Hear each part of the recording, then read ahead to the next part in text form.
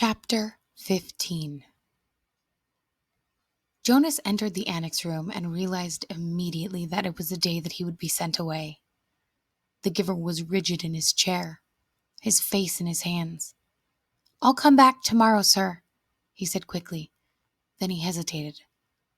"Unless maybe there's something I can do to help?" The giver looked up at him, his face contorted with suffering. "Please," he gasped, "take some of the pain."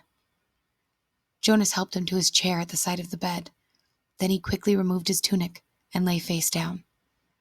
"Put your hands on me," he directed, aware that, in such anguish, the giver might need reminding. The hands came, and the pain came with them, through them. Jonas braced himself and entered the memory which was torturing the giver.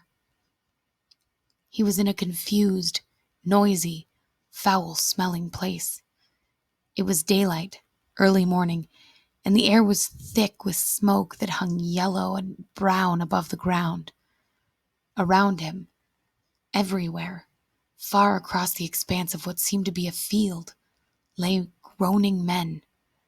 A wild-eyed horse, its bridle torn and dangling, trotted frantically through the mounds of men, tossing its head, whinnying in panic. It stumbled finally, then fell and did not rise. Jonas heard a voice next to him. "Water," the voice said in a parched, croaking whisper. He turned his head toward the voice and looked into the half-closed eyes of a boy who seemed not much older than himself. Dirt streaked the boy's face and his matted blonde hair. He lay sprawled, his gray uniform glistening with wet, fresh blood.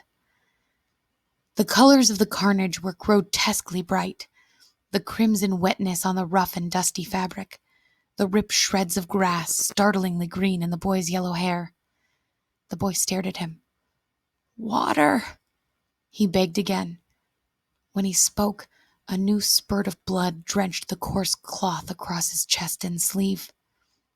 One of Jonas's arms was immobilized with pain, and he could see through his own torn sleeve something that looked like ragged flesh and splintery bone. He tried his remaining arm and felt it move.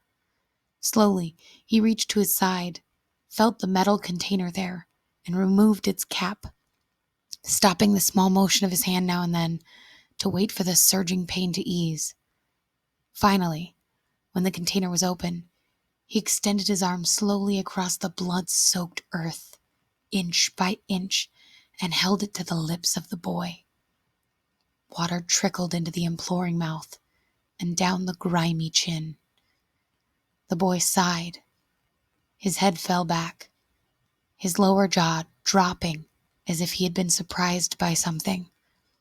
A dull blankness slid slowly across his eyes. He was silent. But the noise continued all around, the cries of wounded men, the cries begging for water, for mother, and for death. Horses lying on the ground shrieked, raised their heads, and stabbed randomly toward the sky with their hooves.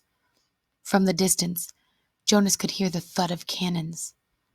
Overwhelmed by pain, he lay there in the fearsome stench for hours, listened to the men and the animals die, and learned what warfare meant.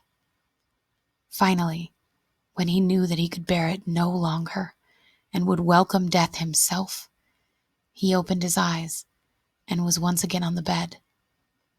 The giver looked away, as if he could not bear to see what he had done to Jonas.